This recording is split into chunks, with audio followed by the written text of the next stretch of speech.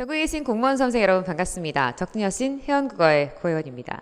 자, 여러분과 이렇게 오늘 제가 자리하게 된 것은요, 2020년 치러진 국가직 9급 시험 이야기를 해볼까 해서예요.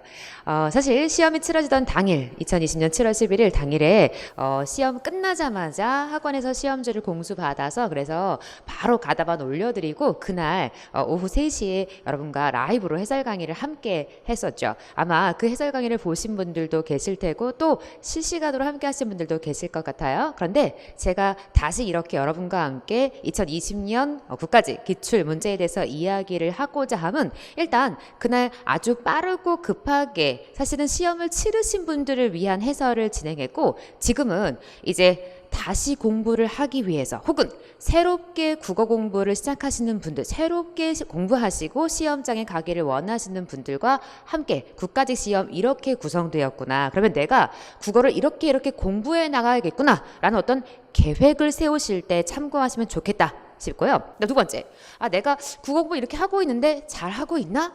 확인하는 용도로도 활용하시면 좋겠고요. 또 시험의 막바지에 이르러서 내가 국어 공부를 이렇게 했는데 내가 지금 잘하고 있는 거지, 내가 지금 어느 정도 실력이구나, 자기 점검 스스로 하시는 용도로도 활용하시면 좋겠다라는 생각이 듭니다. 물론 이 세 가지 용도의 플러스 엄청난 자랑질할 겁니다. 제가 자타 공인하는 적중여신 아니겠습니까? 2020년 어떤 부분에서 어떻게 적중되었는지 보여드릴게요. 물론 이론서는 뺐습니다.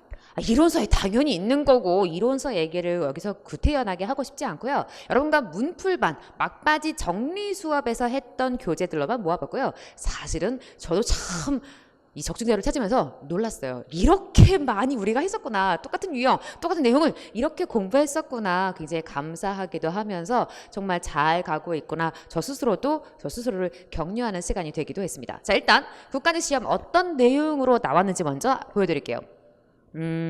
익히 알고 있는 대로 문법의 비중이 좀 낮아졌죠. 전체 4분의 1 비중으로 이번에 출제가 됐고요. 비문학의 비중이 좀 높았어요. 전체 40%. 그러니까 시험장에서 느끼는 비문학의 정도는 굉장히 많다. 왜냐하면 문학도 박스 지문이기 때문에 마치 비문학처럼 느껴지실 거고 실제로 이번 시험의 문학 문제는 문학의 성격이라기보다는 비문학의 성격이 훨씬 더 가깝게 출제가 되었죠. 그래서 아마도 시험장에서는 시간이 굉장히 중요한 키워드였을 거라고 예상이 되고 또 한 가지 한자 문제가 2문제가 있었고 한자 성어 문제가 1문제, 땡큐하게 또 도금을 준 문제가 하나 있었어요. 그래서 어휘 문제가 15% 정도인데 사실은 이것이 당락에 굉장히 중요한 역할을 했겠죠.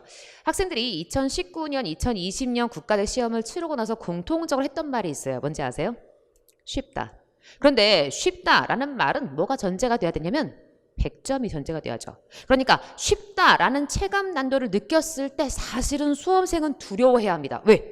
100점 가까이 맞아야 합격할 수 있다는 뜻이 되거든요. 그러니까 이 체감 난도가 쉬울수록 우리는 정말 긴장해야 하고 국어 시험에 대한 우리가 쉽다라고 인지하는 그 순간 국어 시험에 대한 준비를 더 철두철미하게 해야겠구나 라는 생각을 사실은 해야 해요. 왜냐?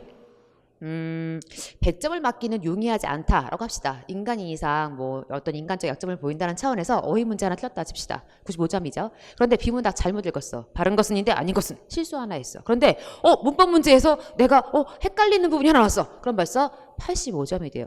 85점은 사실은 높은 점수에 해당하죠. 그런데 문제는 국가직 합격하는 데는 사실은 90점 이상이 되어줘야 안정권이 될 수 있어요. 왜냐? 우리가 영어를 다 같이 못하거든요. 그러니까 영어를 만약 100점 맞는다면 국어 85점도 크게 문제 없을 수도 있지만 그런데 이 전체 점수를 합산해서 합격 점수에 이르러야 하는 거 알고 계시죠? 그렇다 보니까 국어가 만약 체감 난도가 쉬웠다면 훨씬 더 생각보다 높은 고득점이 합격 점수가 될 수 있으므로 긴장해야 한다는 뜻이기도 하다. 여러분에게 일단 주의를 먼저 해드립니다. 계속 볼게요. 문항별로 보시면 문법 문제가 암기 문장 그리고 표준어 호응 문제, 고쳐쓰기, 표제어 순서 문제가 나와서 전체 5문제였고요. 문학 문제가 전체 4개였긴 한데 이 중에 사실은 뭐 전체 다라고 해도 무방하지만 굳이 하나만 꼽아라 그러면 이런의 3064가 언급된 부분은 비문학 문제에 훨씬 더 가까웠어요. 그러니까 전체 비중을 살짝 조절해보면 문학과 한자가 같은 비중이라고 봐도 무방할 정도. 그래서 비문학의 비중이 굉장히 높았다라고 이야기할 수가 있고 정확하게 읽기, 그다음 빠르게 읽기 이런 훈련들이 굉장히 중요한 고득점에 영향을 끼쳤을 것이다 라고 우리가 생각해 볼 수가 있겠죠. 그렇다면 문항별로 우리가 한 문제 한 문제 보면서 여러분과 또 이야기를 해보도록 할게요. 1번 문제, 제가 지금 여러분과 함께 푸는 문제는 가책형에 해당하는 문제이기도 합니다. 안긴 문장이 없는, 그러니까 절로 안겨있는 문장이 없는 것을 골라라. 1번, 나는 동생이 시험에 합격하기를 고대한다. 합격하다 자리에 미음음기, 무슨 절? 명사절이 안겨있어. 그죠? 착한 영어는 게임 끝났죠? 착하다 자리에 관형사형 전성어미, 그치? 착하다 자리인데 니은이 왔어. 이유가 있겠죠? 영어를 꾸며주려. 그치? 영어를 앞으로 보내요. 누가 착하다? 영호가 착하다. 그러니까 사실은 주어가 생략된 채 주어가 원래 필요한 자리인데, 그런데 서술어만 와서 지금 영어를 꾸미고 있는, 즉 영어를 꾸며주는 관형어 자리에 주어 수로 퐁당. 관형절 안긴 문장이라고 이야기할 거고. 3번, 혜진이는 울산에 살다. 초이는 광주에 살다. 뒤집어줘요. 조이는 광주에 살고 혜진이는 울산에 살다. 그러니까 무슨 얘기냐? 의미상 and, but, or. 그 중에 지금 이 문장은 and로 연결이 되어 있죠. 더불어 순서를 교체해도, 즉 앞뒤 문장의 순서를 교체해도 말이 돼. 너는 대등하게 뭐한 문장? 이어진 문장. 안겨있지 않아. 대등하게 이어진 문장. 그러니까 3번이 이어진 문장에서 답이 되는 거구나. 4번, 아버지께서는 나에게 내일 가족 여행을 가자고 말씀하셨다. 땡큐죠. 큰 따옴표가 있으면 라고 혹은 띄어쓰기 하고가 올 거고, 큰 따옴표가 없으면 고. 너는 인용, 특별히 간접 인용의 절이 안겨있다 라고 이야기할 수가 있겠구나. 그러면 1번부터 다시 분석을 해볼게요. 고대하다가 서술어야. 누가 고대하다? 내가 고대하다. 보조사 은는도만 자리는 항상 주격조사로 바꿔야죠. 내가 고대하다가 주어입니다. 자, 내가 무엇을 고대하느냐? 목적어 을를 자리에 합격하다 라는 서술어가 와 있고, 누가 합격하다? 동생이 합격하다 라는 주어가 와 있어. 어디 합격하다? 시험에 라는 부서가 와 있구나. 즉 사실은 하나의 문장 성분 목적어 자리에 주어, 수어, 퐁당. 안긴 문장이라는 것은 절이 안겨있다 라는 뜻인데, 절이라는 것은 뭐냐? 하나의 문장 성분 자리에, 주술목보 관부도 문장 성분 자리에 주어, 수어가 퐁당을 우리가 절이라고 부를 거고, 지금 목적어 자리에 주어, 수어가 퐁당, 우린 너를 절. 다만 미음음기 무슨 자리라고 부른다? 명사 절. 시험이라면 너무 땡큐했죠. 미음음기만 보고 여러분 답할 수 있었을 거라고 생각을 하고요. 두 번째, 자, 도와주다. 누가 도와주다? 그치, 의미상 영호가 도와주다. 영호가 라고 우리가 해석할 수가 있고 주어가 되겠죠. 그러니까 은는도만 항상 우리가 격조사로 바꾸는 연습 필요해요. 뭐 하는구나? 친구들을 도와주다. 친구들을 당연하지. 목적어. 그런데 어떻게 도와주니? 잘. 언제 도와주니? 언제나. 그러니까 부서 역할을 하고 있는 문장 성분이 두 개가 있었구나. 다만 영호에 대해서 착하다라는 서술어가 와서 영어를 꾸며줬어. 즉 관영어 자리에 착하다. 다만 우리는 영어를, 꾸민받는 너를 문장 앞으로 빼서 영어가 착하다. 따라서 주어가 생략된 무슨 절? 관계 관형절이라고 우리가 이야기해 볼 수가 있고, 말씀하셨다. 서술어죠. 누가 말씀하셨다? 아버지께서. 물론 보조사가 붙어 있으나 깨서 주격조사. 그러니까 아버지께서 말씀하셨다. 누구에게? 나에게. 부사어. 뭐라고 말씀하셨다? 그치? 가자고 말씀하셔서 가다. 누가 가다? 우리가. 그러니까 아마 우리가라는 주어가 생략된 채 와 있는 거구나. 우리가 내일 가족 여행을 가자. 그러니까 가자가 술투, 우리가가 생략된 주투. 그래서 아버지의 말을 간접적으로 인용하고 있는. 그래서 네가 인용된 자리에 왔다. 제14절 했죠? 인용절 안긴 문장이고, 이 전체는 인용절을 아는 문장이라고 얘기하겠지. 그래서 이 안에 들어있는 문장이 안긴 문장, 바깥에 있는 문장을 아는 문장이라고 한다. 기억해야 하고, 문장, 서술어가 기준이죠. 우리 시험에 한 문제씩 꼭 등장하니까 반드시 문법 공부할 때 익히셔야 해요. 자, 1번 문제 확인했고요. 우리가 얼마나 열심히 했는지, 그치? 문풀반에서도 얼마나 열심히 했는지. 사실 이 하프 모의고사가 얼마나 유용한지 여러분이 경험하셨죠? 짧은 시간 동안 많은 문제를 푸는 연습 우리가 했었거든요. 그때 했던 문제들에 다 들어있었구나 확인이 되죠? 두 번째 문제 가볼게요. 밑줄 친 부분이 바르게 쓰이지 않은 거 그랬어요. 4번부터 가죠. 김 과장은 그러고 나서, 그치? 우리말에 그러고, 너는 그리하다의 준말을 그러다. 그러니까 그 액션을 하고 나서 무슨 얘기냐? 그리고 나서 라는 말이 없다는 게 포인트지. 그러니까 우리말에 그리고, 그러니까 너는 접속 부사니까 그리고 and인데 그 뒤에 나서, 그 행동 이후에 나서 무슨 말인지 말이 안 돼. 다만 그리하다 애프터 그 후에 서류를 보완해달라고 했다. 당연히 맞는 표현. 갖은 곤욕과 모멸과 박대. 자, 모멸 밖으로부터 주어지는 거죠. 무시당함. 박대 뭔가 나를 뭔가 몹시 낮게 여기고 있어. 그런데 곤욕 밖에서 치르는 모욕, 밖에서 들어오는 모욕을 곤욕이라고 부를 거죠. 핵심 포인트는 뭐냐면 내가 마음속으로 느끼는 건 곤혹, 내 마음속에 당황스러웠어는 곤혹이고 밖으로 주어진 곤욕 맞는 쓰임이 되겠네. 그 친구 생각이 깊던데 깊다 그런데 그래서 지금 붙였었거나 책 깨나는 부조사 체연의 부조쓰기. 다만 우리말에 꽤 읽었어 라는 꾀라는 부사가 있죠. 그러니까 이때는 책과 꾀를 띄어쓰기 해. 그래서 책 명사 꽤 부사 나는 보조사. 그래서 아 발음이 비슷한 꽤나라는 녀석이 있어서 너하고 엄청 열심히 구별해서 연습했죠. 코를 골다 할 때는 아 네가 리을 받침이야. 그런데 골타 속이 골타 할 땐 리을 히읗 받침. 그래서 그 골타와 떨어지다가 만난 고라 떨어지다. 너는 아 리을 히읗으로 표기해야 해. 그러니까 코를 골다가 아니었구나. 네가 아니어서 너는 고라 떨어지다. 아, 네가 X가 되는 거구나. 정답은 1번이고 우리가 얼마나 열심히 연습했는지 또 보여드릴게요, 여러분. 뭐 꽤나 뭐 이런 건 정말 많이 했고 곤욕 이런 것도 정말 많이 연습했고 또 그러고 나서 뭐 이런 것도 우리가 문제에서 대놓고 풀었다 아닙니까? 더불어 골타에 대해 설명드린 적이 있죠. 그래서 고라 떨어지다와 골다를 우리가 구별할 수 있었어야 한다가 이 문제의 포인트가 됩니다. 뭐 표준어라든가 단어의 쓰임 뭐 이런 것들은 굉장히 많이 연습했기 때문에 더 언급할 필요가 없을 것 같아요. 자, 세 번째 문제 갑니다. 문장 성분의 호응이 자연스러운 거 그랬어요. 1번 내가 강조하고 싶은 점은 우리가 고유 언어를 가졌다. 누가?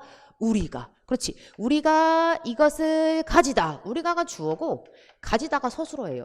그러니까 뭐가 문제가 되냐? 주어 서술어 한 번씩 썼어. 너하고 짝꿍이야. 그러면 뭐가 문제예요? 그렇지. 내가 강조하고 싶은 점은 너를 받아주는 서술어가 없어. 가졌다는 것이다. 가졌다는 점이다. 가졌다는 일이다. 뭔가 여기 뒤에 저 점을 받아주는 또 하나의 서술어가 나와줘야 발음 문장이 되겠죠. 많이 연습했다고 기억하시죠? 그러니까 주어 수로 호응 항상 제가 수업 시간에도 늘 얘기했지만 자연스러운 문장 찾을 땐 주술 호응이 첫 번째. 그래서 우리가 가졌다. 다만 강조하고 싶은 점은 뭐뭐라는 것이다. 서술어가 있어줘야겠죠. 두 번째, 좋은 사람과 대화하다. 좋은 사람과 함께하다. 즉 좋은 사람과 대화한 일, 좋은 사람과 함께한 일은 즐거운 시간이었다. 너는 일은 뭐뭐이다. 일은 지연이다. 짜임은 좋았는데. 그러니까 명사에 대해서 명사입니다 라고 받아주는 짜임은 좋았는데 뭐가 문제냐? 일이 왜 시간이야. 그치? 그러니까 좋은 사람과 함께 대화한 일, 좋은 사람과 함께한 일, 이것은 즐거운 경험이었다. 혹은 뭐 즐거운 추억이었다. 그러니까 의미의 짝이 안 돼서 X. 세 번째, 내 생각은 집을 사서 이사하는 것이 좋겠다. 꼭 결정했다. 뭔 말이야? 집을 사다. 그래서 이사하다. 집을 사는 것이 좋겠다. 이사하는 것이 좋겠다라고 내가 결정하든가. 그러니까 결정하다를 살리고 싶으면 내가 결정하다. 라고 쓰든가 아니면 내 생각은 집을 사서 이사하는 것이 좋겠다는 것이다 라고 너를 내 생각에 대해서 받아주든가. 그러니까 역시 주어 수로 호응이 어색해. 그러니까 내가 결정했어 하든가 내 생각은 뭐뭐 하는 것이다 하든가. 그러니까 짜임에 항상 주어 수로. 마지막, 그는 내 생각이 옳지 않다고 여러 사람 앞에서 말을 하였다. 말을 목적어 하였다. 서술어 누가? 그가. 이제 그가 말을 하였다. 어디서? 여러 사람 앞에서 뭐라고? 내 생각이 옳지 않다. 주어 서술어. 물론 옳다 분용은 아니하다 보조용은. 그러니까 주어 수러 라고 그가 주어 말을 하였다 서술어. 그러니까 항상 주어 수러 호응 관계를 확인해야 하는 거구나. 어떤 문장을 보든 똑같은 문장이 안 나올 거거든요 시험에. 이번에 나왔으니까 얘네들이 나올 가능성 굉장히 낮아졌어. 다만 이 짜임 주어 수러의 호응 자체는 시험에 여러 번 우려먹고 있어. 반복되고 있어. 그러니까 반드시 주소롱을 확인해야 합니다. 정답은 자연스러운 것 4번을 찍어주어야겠죠. 더불어 또 보여드리겠죠. 여러분 얼마나 연습했는지. 진짜 많이 했어. 문장 표현이 적절한 거, 자연스러운 거, 또 뭐 이런 것도 했겠지. 뭐 호응이 어색한 거, 적절한 거 골라라. 뭐 얼마나 훈련을 많이 했는지 모르겠어요. 잘난 척이죠 여러분. 계속 갈게요. 4번 문제. 기억 리을의 고쳐쓰기 방안으로 적절하지 않은 것 X를 골라라. 공사하는 기간 동안 안전사고가 일어나지 않도록 유의해 주십시오. 우리 대놓고 했었죠 이거. 뭐가 문제죠 여러분? 기간과 동안. 그렇지? 기간과 동안은 의미가 중복이 돼. 그렇지? 그러니까 공사하는 동안 하든가 공사하는 기간에 라고 해서 기간만 쓰든가 동안만 쓰든가 한 번만 쓰는 것이 좋겠다. 맞는 설명이고요. 두 번째, 오늘 오후에 팀 전체가 모여 회의를 갖겠습니다. 뭐가 문제일 것 같아요 여러분?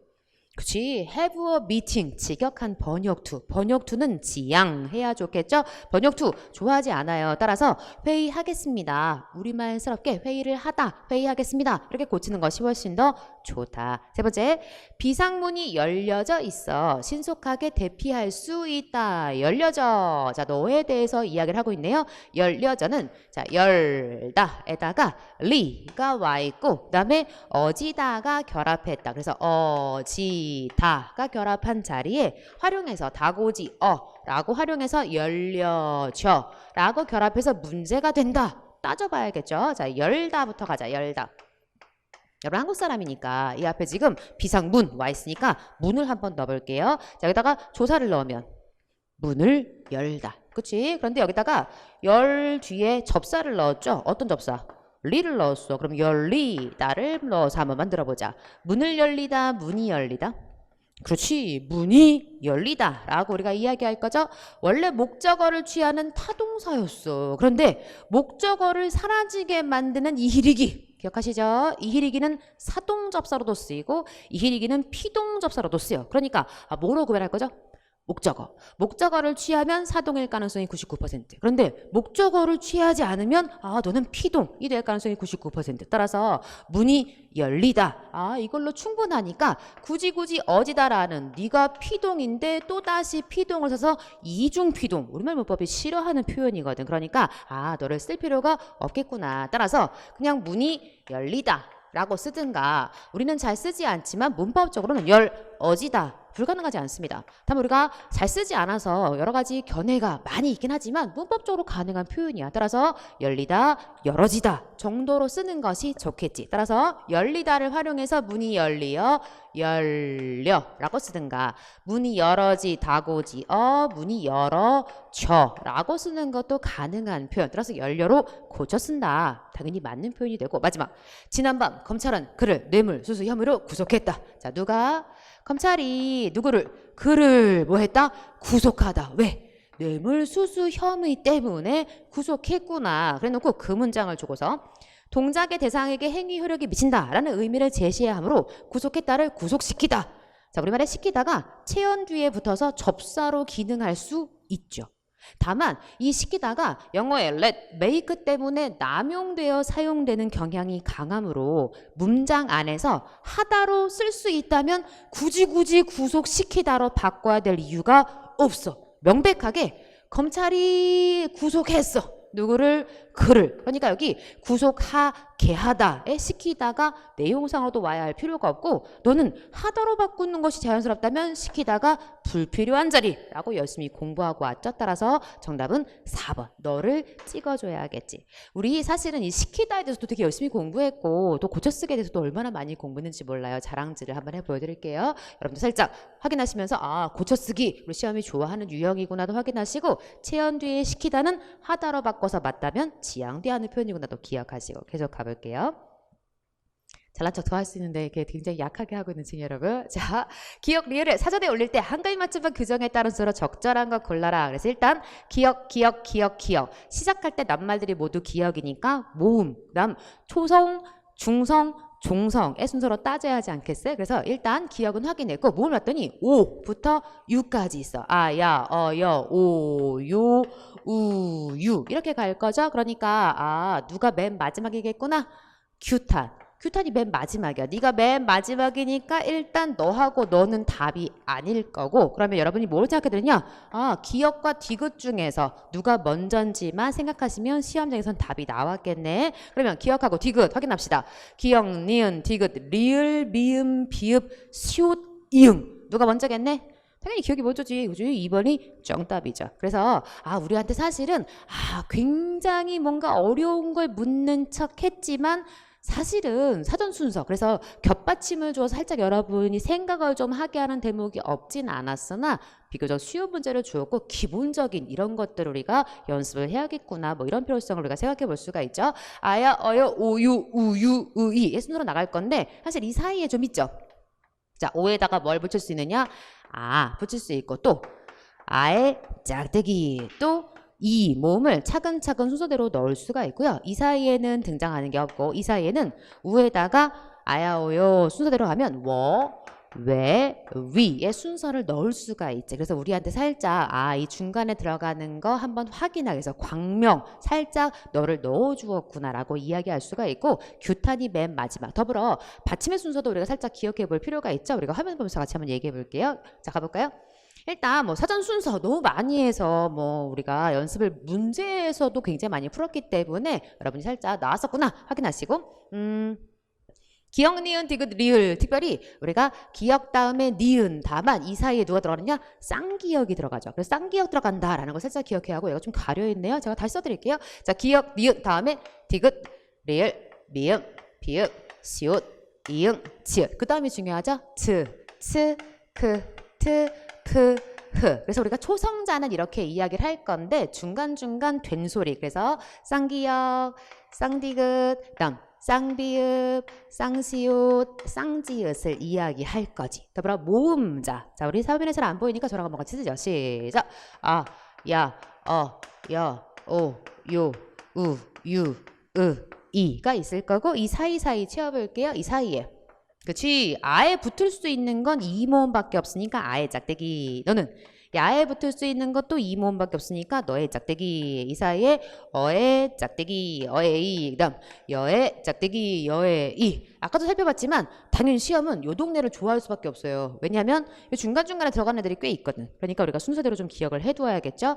오에다가 뭘 붙일 수 있느냐? 차례차례. 그래서 오에다가 그 다음 또 오에다가 뭘 붙일 수 있느냐? 바로 그 밑에 있는 애. 그래서 와의 짝대기 널 집어넣을 거고 나머지 다 안 붙다가 맨 마지막에 네가 와서 여기에 붙을 거거든. 그러니까 오의 짝대기 할 거고 이 사이에는 오타 날 때. 그쵸? 이 사이에 또 꽤 많죠? 우에다가 뭐 붙일 수 있느냐? 순서대로 가다 보니까 어가 붙더라. 그 다음 우에다가 그 밑에 있는 어의 짝대기가 와서 붙을 거고 그 다음 우에다가 맨 마지막 네가 와서 붙겠지. 여긴 중간에 들어갈 애가 없어요. 여긴 하나 있죠. 의가 들어갈 수가 있다. 이렇게 우리가 생각을 해 두어야 되고 그다음 종성 그러니까 기억, 니은, 디귿, 리을, 미음, 비읍, 시옷, 이응, 즈츠크트프 여기까지 똑같은데 받침으로 들어갈 땐 또 얘기가 좀 달라져요. 그래서 기억과 니은 사이에 무슨 받침 들어갈 거게요? 쌍기역. 그치 쌍기역 받침이 당연히 들어갈 수가 있겠죠. 또 넉 그럴 때 들어가는 기억, 시옷 그러니까 기억이 기억, 시옷보다 당연히 앞에 있겠지. 지금은 초성 아니고 받침 얘기하는 거. 그다음 니은과 디귿 사이에 누가 들어갈까? 그치 니은, 지읒. 그다음 니은, 히읗. 그치 자리에 앉다. 나는 네가 좋지 않다. 부정할 때 네가 들어갈 수 있겠죠?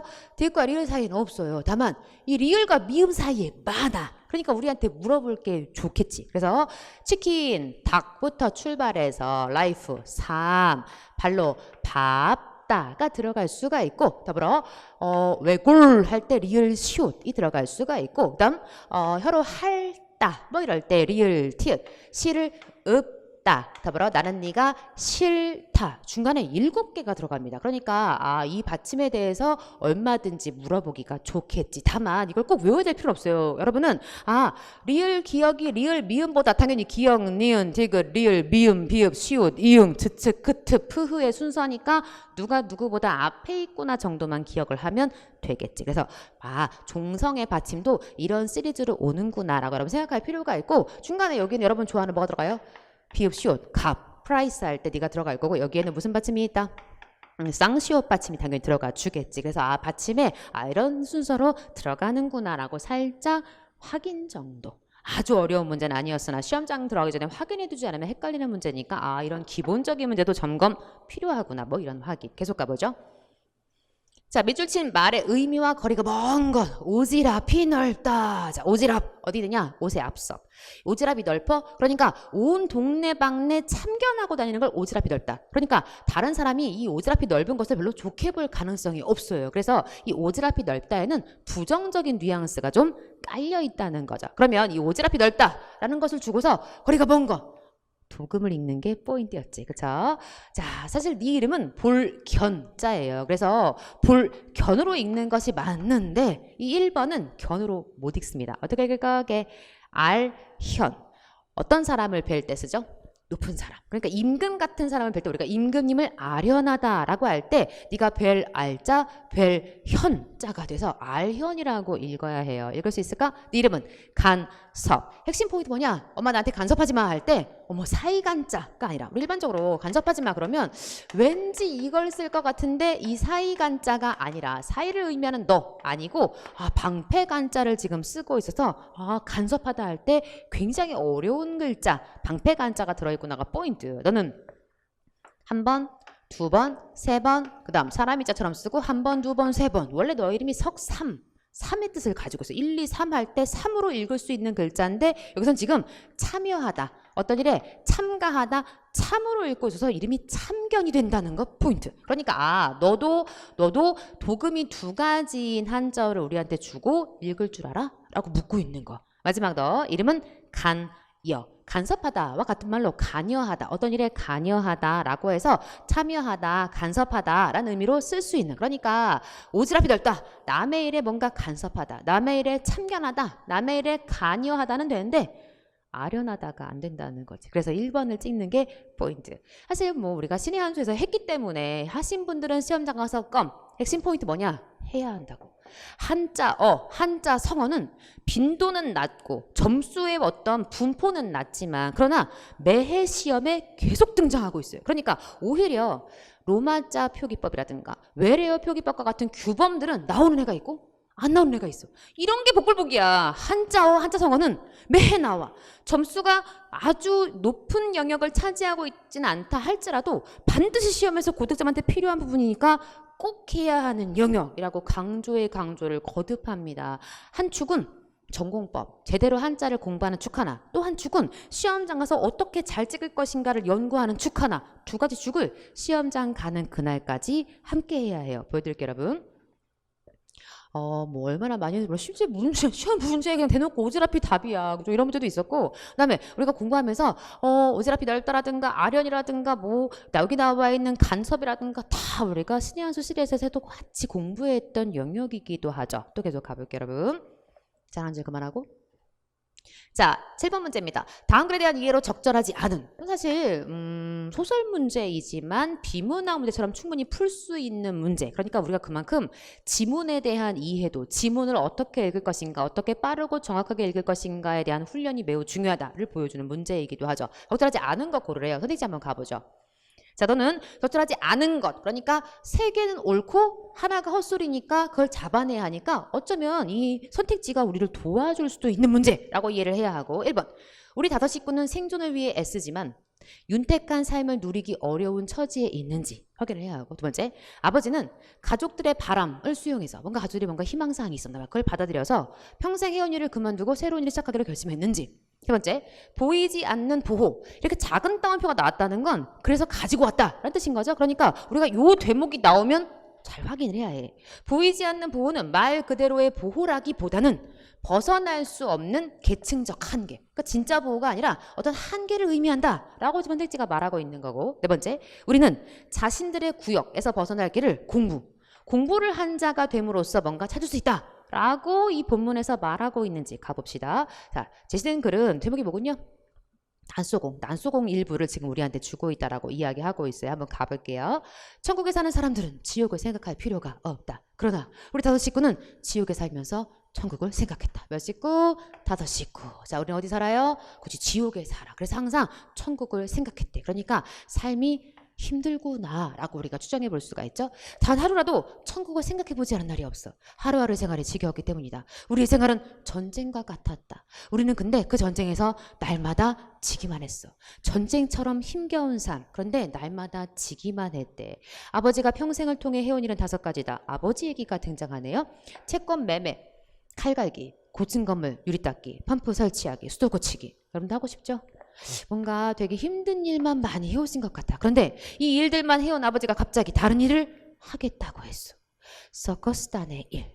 아버지는 처음 보는 꼽추 한 사람을 데리고 와서 여러 가지 이야기를 했어. 처음 얼마 동안은 그의 조수리라면 된다고 했다. 두 사람은 자기들이 무대 위에서 해야 할 연기에 대해서 아버지는 서커스 단원이 되겠다는 이야기를 지금 하고 있는 거죠. 그러자 어머니가 아버지에게 대들었어.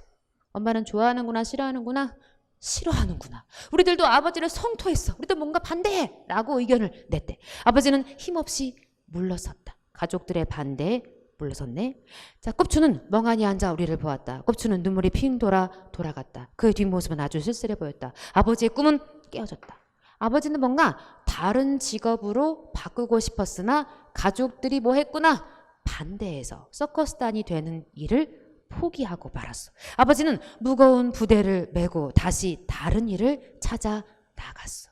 자, 선택지 확인할게요, 여러분. 게임 끝났죠? 시험장이라면 여러분 이미 찍고 갔어야 해. 자, 선택지 보시면 자, 2번. 아버지는 가족들의 바람을 수용해서 평생 해온 일을 그만두고 새로운 일을 시작하기로 결심한다.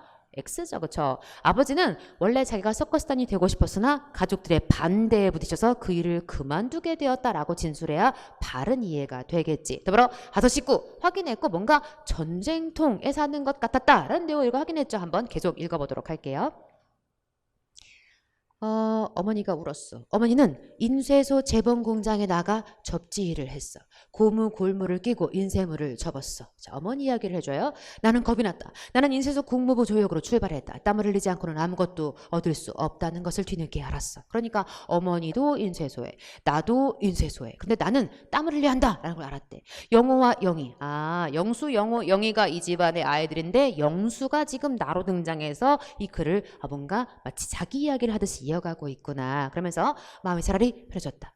우리를 해치는 사람은 없었어. 영호와 영희도 몇 달간 학교를 그만두었는데 아무도 우리를 뭔가 건드는 사람이 없었대. 우리는 보이지 않는 보호를 받고 있었다. 보이지 않는 보호 나네요. 남아프리카의 어느 원주민들이 일정한 구역 안에서 보호를 받듯이 우리도 이질 집단으로서 보호를 받았다. 나는 우리가 이 구역 안에서 한 걸음도 밖으로 나갈 수 없다는 것을 깨달았어. 나는 조역, 공목, 약물, 해판의 과정을 거쳐 정판에서 일했어. 영호는 인쇄에서 일했어. 뭔가 우리가 받는 보호는 남아프리카의 어느 원주민들이 일정한 구역 안에서 보호받듯이 나갈 수 있다, 나갈 수 없다, 나갈 수 없다. 그러니까 뭔가 우리한테의 보호는 사실은 한계. 뭔가 우리를 제한지는 한계. 그런데 나는 계속 마치 그 보이지 않는 보호 같은 그곳에서 일을 했고 영호도 계속 인쇄해서 일을 했대. 나는 우리가 한 공장에서 일하는 것이 싫었다. 영호도 마찬가지였다. 그래서 영호는 먼저 철공소 조소로 들어가 잔심부름을 했대. 가구 공장에서도 일했고 그 공장에 가 있는 영호를 보았는데 뽀얀 톱밥먼지와 소음 속에서 있는 작은 영호를 보고 나는 그만두라고 했다. 인쇄 공장의 소음도 무서운 것이었지만 그곳에는 톱밥먼지가 없었다. 우리는 죽어라 하고 일했다. 슬프네요. 어린 친구들이 학교도 그만두고 막 일을 해요. 우리의 발목은 공장 안에서 굵어갔다. 여기는 그때 큰 길가 슈퍼마켓 한쪽에 자리 잡은 빵집에서 일했다. 우리가 고맙게 생각한 것은 환경이 깨끗하다는 것 하나뿐이었다. 그러니까 인쇄공으로 빵집에서 가족들이 다 일을 해. 우리는 무슨 일이 있든 공부는 해야 한다 라고 생각을 했대. 공부를 하지 않고는 우리 구역에서 벗어날 수가 없다. 이 보호와 아닌 보호에서 벗어나려면 공부를 해야 한다고 생각을 했구나. 세상은 공부를 한 자와 못한 자로 너무나 엄격하게 나누어져 있었다. 끔찍할 정도로 미개한 사회. 우리가 학교 안에서 배운 것과는 정반대로 움직였다. 나는 무슨 책이든 손에 잡히는 대로 읽었다. 정판에서 식자로 올라간 다음에는 일을 하다 말고 원고를 읽는 버릇까지 생겼어. 동생들에게 필요하다고 느껴지는 것은 판을 들고 가 몇 발씩 교정세를 내기도 했어. 용과 영희는 나의 말을 잘 들었어. 내가 가져던 교정세를 동생들은 열심히 읽었어. 실제로 우리가 이 노력을 통해서 잃은 것이 하나도 없었어. 나는 오히려 고입 검정고시를 거쳐 방송통신고교에 입학하기까지 했어. 뭔가 이들에게 공부가 도구가 되어줄 것 같기도 하죠. 자, 우리 확인해보죠. 자, 우리 다섯 식구는 다 열심히 일을 해. 그런데 뭔가 어려운 상황인 것은 분명해 보이고요. 보이지 않는 보호는 진짜 보호가 아니라 한계, 벗어날 수 없는 한계. 우리한테 그게 계층적 한계다라고 이해를 덧붙여 주었구나. 더불어 우리는 이 구역, 보이지 않는 이 보호구역에서 벗어날 길을 공부를 한 자가 되어서 뭔가 찾을 수 있다라고 생각하고 열심히 뭔가를 읽고 있죠. 그리고 실제로도 학교에 진학했다라는 이야기를 통해서 뭔가 가능성 같은 걸 살짝 보여주고 끝났어. 명백히 정답은 몇 번 찍어야 해요? 2번 찍어야겠죠. 그러니까 사실 우리가 이 난소공, 조세희가 쓴 난소공에 대한 사전적인 지식이 있든 없든 충분히 풀 수 있는 70년대를 배경으로 하고 있는 뭔가 서울의 빈민, 철거민들에 대한 얘기를 담고 있는 작품인데 우리가 알든 모르든 충분히 풀 수 있는 문제가 나왔고 요즘 시험 유형이 이런 쪽으로 자꾸 가고 있어요. 그러니까 문학과 비문학의 경계점 어디에서 우리가 훈련을 해야겠죠. 물론 또 잘난 척하겠죠. 얼마나 많이 했는지 몰라요. 뭐 이 작품 자체도 우리가 많이 했고 또 이 작품에 대한 문제도 많이 풀었고 우리가 이와 같이 소설을 마치 비문학처럼 이해하는 문제도 수없이 풀었다라고 지금 잘난 척을 하고 있는 중. 계속 가볼게요. 자, 이번엔 8번 문제 조금 수준 있는 문제였죠. 조금 생각하면서 푸는. 왜? 과학이거든. 그러니까 약간 생각을 하면서 풀었어야 해요. 글쓴이의 견해에 부합하지 않는, 즉 글쓴이의 의견에 일치하지 않는 것을 골라라 그랬네요. 한 대씩 먼저 확인해 봅시다. 자, 일치하는 것이 몇 개? 3개. 일치하지 않는 것이 하나. 그러니까 일단 선택지가 우리를 도와줄 수 있으니까 이 내용이 언급된 부분을 잘 확인해야 해요. 1번. 사물인터넷의 개념을 파악하기 위해서는 기존 인터넷과의 공통점을 이해하는 것이 필요하다. 우리도 필요해. 뭐? 화제가 뭔가. 뭐라고 말하냐면 사물인터넷이 나오나 봐. 이 사물인터넷의 개념을 파악하기 위해서는 기존 인터넷. 그러니까 화제가 두 개구나. 사물인터넷이 있고 기존 인터넷이 있는데 저 사물 인터넷이 뭔가를 확인하기 위해서는 너와의 공통점을 이해하는 게 필요한지. 두 번째, 센서, 배터리, 통신 모듈 등을 갖춘 사물이 이걸 갖추었대. 이걸 갖춘 사물들이 네트워크로 연결된 게 사물 인터넷. 그러니까 사물 인터넷이 무엇인지 찾아서 이 내용이 있는지 확인해야겠죠. 그러니까 사물 인터넷이 나오고 있는 건 확실해 보여. 계속. 사물 인터넷은 사람 수준의 지능을 가진 사물들이 네트워크 상에서 인간의 개입 없이 서로 소통하는 것으로 정의된다. 다시 사물 인터넷을 또 얘기해. 근데 사람 수준의 지능을 가진 사물이라고 이야기를 했고, 그다음 네트워크 상에서 인간의 개입 없이 뭔가 소통하는 것, 이 두 가지가 다 충족이 되는지 확인해야 하고, 마지막 사물 인터넷은 컴퓨터가 아니었던 사물은 컴퓨터가 아니었겠지, 그렇지? 이 사물도 네트워크로 연결될 수 있다라는 점에서 기존의 인터넷과 차이점이 있는지 한번 따지러 가봅시다. 가볼게요. 사물 인터넷. 우리가 못 알아들을까봐 인터넷 오브 띵스라고 명백하게 사물 인터넷의 정의를 소개해주고, 이 정의로 수십억 개의 사물이 서로 연결되는 것이라고 설명하는 것은 그다지 유용하지 않다. 사물 인터넷이 무엇인지 이해하기 위해서는 사물에서 출발하기보다는 인터넷, 그러니까 사물만으로 설명하면 조금 부족하고 인터넷에서 설명해주면 훨씬 좋대.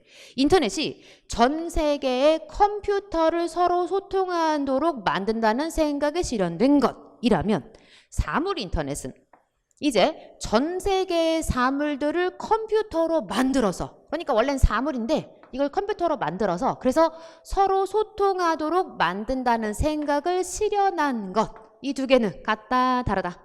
다르다. 그치? 인터넷은 컴퓨터가 소통하는 게 인터넷이야. 그런데 사물 인터넷은 뭐냐? 사물을 컴퓨터로 만들어서 소통하도록 하는 것이니까 둘 사이에는 차이점이 있구나. 주체가 다르죠? 얘는 컴퓨터의 소통, 얘는 사물이 컴퓨터가 돼서 소통하는 것. 선택지 확인할게요. 몇 번이 이게?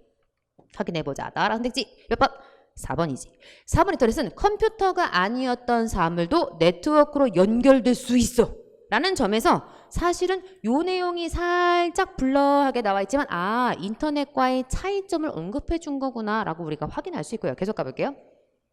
해놓고 컴퓨터는 본래 전원이 있고 칩이 있고 이것이 통신장치와 프로토콜을 갖게 되어 연결된 것. 그렇다면 이제는 전원이 있었던 전자기계나 당연히 기계 등은 그 자체로. 근데 전원이 없었던 일반 사물들은 새롭게 뭐가 필요해? 전원이 없었으니까 센서, 배터리, 통신 모듈 이 부착되면서 컴퓨터가 돼야 해. 얘네가 컴퓨터가 돼야죠. 이렇게 컴퓨터가 된 사물들이 그들 간에 또는 인간의 스마트 기기와 네트워크로 연결되는 것. 이것이 뭐다? 사물 인터넷. 다시 선택지 보고 올게요. 이런 내용이 있었죠. 센서, 배터리, 통신 모듈 등을 갖춘 사물들이 네트워크로 연결되어 사물 인터넷으로 기능한다. 그러니까 머릿속에 사물 인터넷 너무 어려우면 집에 불 켜는 거 떠올려봐요. 걔는 원래 그냥 스스로 불 켤 수 없는 애였어. 근데 얘가 인터넷과 연결돼서 불 켜지는 것. 이런 걸 사물 인터넷이라고 말하나 보다라고 우리가 생각해 볼 수가 있겠죠. 계속 가볼게요. 그래 놓고 현재의 인터넷과 사물 인터넷의 차이. 자, 현재의 인터넷. 그리고 사물 인터넷 이 두 개의 차이를 혹자는 사람이 개입되는 것은 사물 인터넷이 아니다. 다시 뭐라고요? 사람이 개입되는 것은 사물 인터넷이 아니다. 즉 뭐가 없다? 사람의 개입 없다라고 이야기하면서 엄격한 M2M, 머신 투 머신이라는 개념의 근거에 설명한다. 또 혹자는 또 플러스 사물 인터넷이 실현되려면 사람만큼 사물이 판단할 수 있어야 한다라고 주장하면서 자, 사물의 지능성을 중요시하는 경우도 있는데 자, 사물의 지능성을 중요시하는 경우도 있는데 두 가지 모두 나가리래. 다시 앞으로 가볼게요. 다시 앞으로 가보자. 이 사람 뭐라고 말했냐면 이렇게 얘기했어요. 현재 인터넷이 있고 사물 인터넷이 있는데 이 두 개의 차이를 어떤 사람이 개입되는 것은 사물 인터넷 아니다. 사람이 없어야 한다. 라고 말했는데 이거 X이고 그다음 두 번째. 뭐라고 했느냐. 자 넘어가 볼까요. 사물의 지능성, 사물이 지능을 갖춰야 된다. 라고 중요시하는 경우도 있는데 둘 다 모두 그릇된 것이다. 둘 다 아니다. 라고 정의해서 한 대지 확인하고 올게요. 자, 이렇게 얘기했죠. 사물 인터넷은 사람 수준의 지능을 가진 사물들이 네트워크 상에서 인간의 개입 없이 서로 소통하는 것 둘 다 뭐다?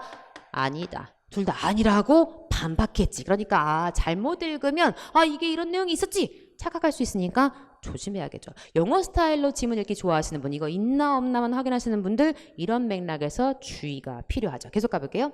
이거 아니고 이건 그릇된 것이고 사물 인터넷을 제대로 이해하려면 기존 인터넷과의 차이점에 주목하기보다 우리 앞에서 차이점을 보고 하잖아. 근데 그거 말고 오히려 공통점을 인식하는 것이 더 중요하다. 다시 선택지 가볼게요.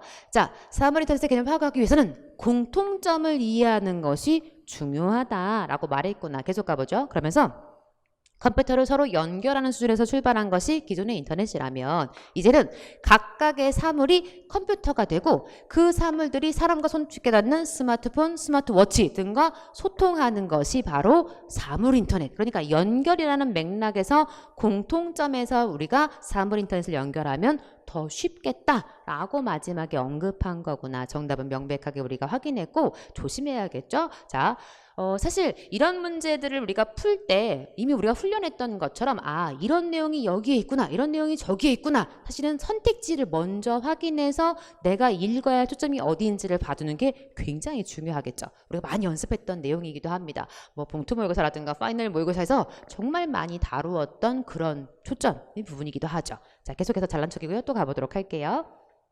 자, 9번. 보기는 다음 한 시에 대한 감상이다. 이달에 재총유라는 시를 주고서 기억 리을 중 적절하지 않은 것을 골라라 그랬어요. 일단 한번 한 시를 읽어보죠. 땡큐한 것은 우리한테 한자를 줘놓고 만약에 이거 안 줘서 얼마나 슬펐겠어요. 그런데 친절하게 해석을 다 해줬어요.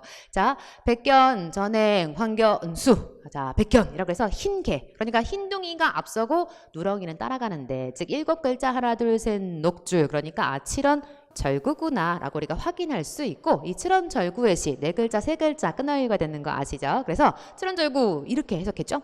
흰둥이가 앞서고 누렁이는 따라가는데 그런데 들밤머리 풀숲에는 무덤이 늘어서 있네. 그러니까 앞에만 보면 멍멍이구나. 우리가 살짝 한자의 도움도 받으면서 멍멍이가 나왔구나. 그런데 무덤이 갑자기 나와. 그러면서 늙은이가 제사를 끝내고 밭사의 길로 들어서자 해가 저물어. 시에서 해가 저문다는 건 하강, 새드, 슬프다로 읽어야죠. 뭔가 슬픈 어떤 상황인가 봐. 그런데 취해 돌아오는 길을 아이가 부축하네. 늙은이가 제사를 끝내고 아마 취해 돌아오고 있구나. 그런데 그 길을 아이가 부축하고 있다. 뭐 이런 내용이에요. 보기 한번 확인해 봅시다.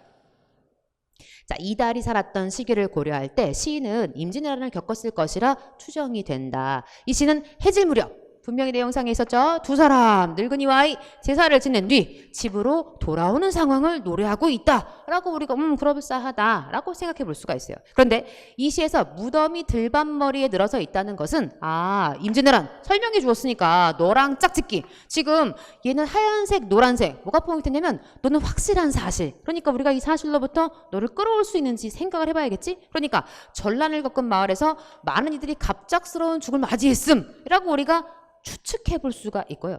여기 등장하는 늙은이와 아이는 우리한테 준 힌트야. 넌 우리한테 준 힌트니까 우리 것으로 만들어야죠. 자, 늙은이와 아이가 등장했는데 할아버지와 손자의 관계로 파악할 수가 있다. 아마도 이들은 아이의 부모이자 할아버지의 자식에 해당하는 이의 무덤에 다녀오는 길일 것이다. 그렇구나. 아이의 아버지. 늙은이의 아들이 아마도 죽었구나. 그래놓고 할아버지가 취했어. 앞서 취했다라는 말이 있었죠. 취한 까닭도 죽은 이에 대한 당연히 안타까움과 속상함 때문일 거라고 우리가 추정을 해볼 수가 있고, 이 시는 전반부에서는 그림을 그리듯이 장면을 뭔가 묘사하고 후반부에서는 감정을 표출해주는 선경후정의 형식을 취하고 있다. 다시 가볼게요. 앞에 시를 한번 볼까? 뭐라고 했냐면, 자, 흰둥이가 앞서고 따라가. 앞서다 따라가다. 감정은 하나도 없죠. 그다음 들밤머리 풀숲에 무덤이 늘어서 있다. 감정은 하나도 없어. 그다음 늙은이가 제사를 끝내고 들어서자. 해저물어 저물다가 살짝 뭔가 하강의 이미지를 주고 있긴 하지만 취하다, 돌아오다, 부축하다 그 어디에도 뭐가 없다? 감정이 없어. 그러니까 사실은 한시의 가장 주요한 기법 중에 하나가 먼저 경치를 노래하고 마지막에 감정을 말한다는데 감정이 그 어디에도 나타나 있지 않죠. 그래서 이 시는 더 슬프죠. 그러니까 그냥 아무 생각 없는 멍멍이들은 막 다니고 있는데 사실은 지금 제사를 끝내고 아픈 마음을 부여하는 늙은이, 그리고 사실은 뭘 아는지 모르는지 모를 것 같은 아이가 두 사람이 해지는 그 길을 이렇게 걸어오는 풍경 자체만 보여주면서 남아있는 슬픔은 온전히 읽는 이의 몫으로 남겨두고 있는, 다만 한시가 가지고 있는 전형적인 기법을 사용하지 않고 있구나 우리가 충분히 확인할 수 있는, 무슨 얘기냐, 낯선 시거든요.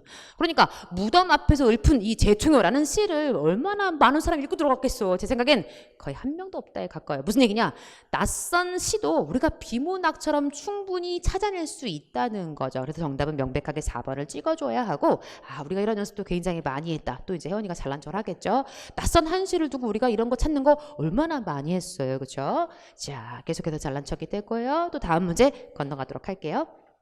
자, 이번엔 한자 표기. 기억 리을의 한자 표기로 옳은 것은, 제 생각에 국가직 2020년 문제 중에 가장 오답률이 높은, 가장 학생들이 어려워했던 바로 그 문제가 너라고 생각해요.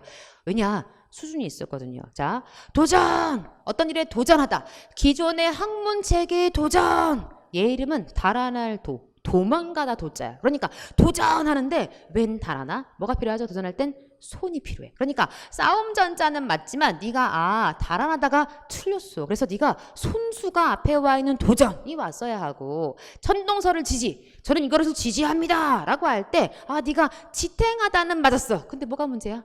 웬 땅을 뭔가 지탱하다. 이상하죠. 지지하다의 지자는 사실은 가를지 지탱할지 그리고 가질 지자. 그러니까 지탱할 지자 네가 뒤에 등장하고 앞에 가를 지자가 네가 등장해서 뭔가 두 개를 같이 쓰는 한자로 지지가 등장했구나. 더불어 침묵. 와, 진짜 어려웠어요. 넌 잠길 침자거든. 다만 네가 베어들다의 뜻이 있어. 그래서 어떤 것에 침투하다 할 때 너를 쓸 거거든. 그러니까 침자는 진짜 맥락 그대로 잠겨있는 침. 그래서 물이 들어간 건 맞는데 요거랑 다른 침자가 와주었어야 했어요. 진짜 어려웠고요. 자, 맹서. 사실 너의 도금은 맹서라고 읽는 게 가능해. 그런데 뭐도 된다? 맹세도 돼서 네가 맹서할 서, 맹서할 세 둘 다 읽을 수 있는, 그래서 이름이 맹세와 맹서로 쓰인다고 해서 우리가 열심히 봤거든. 그러니까 안 보면 알기 힘든 한자 문제가 등장했구나라고 생각해야 하고, 우리가 사실 지금은 신의 한 수 한자 시간이 아니라 제가 한 글자 한 글자 다 풀어드리진 않지만 이걸 풀어드리면서 다 공부했던 수업이 있었죠. 있었죠. 우리가 다 봤어요. 보여드릴게요, 여러분. 우리가 다 봤어. 이론서에 있는 거 말고 우리가 수업 시간에 우리가 신의 한 수 하면서 아예 문제로 풀었다고 그러니까 이렇게 연습을 하면서 시험장으로 가야 효과가 있겠죠, 여러분.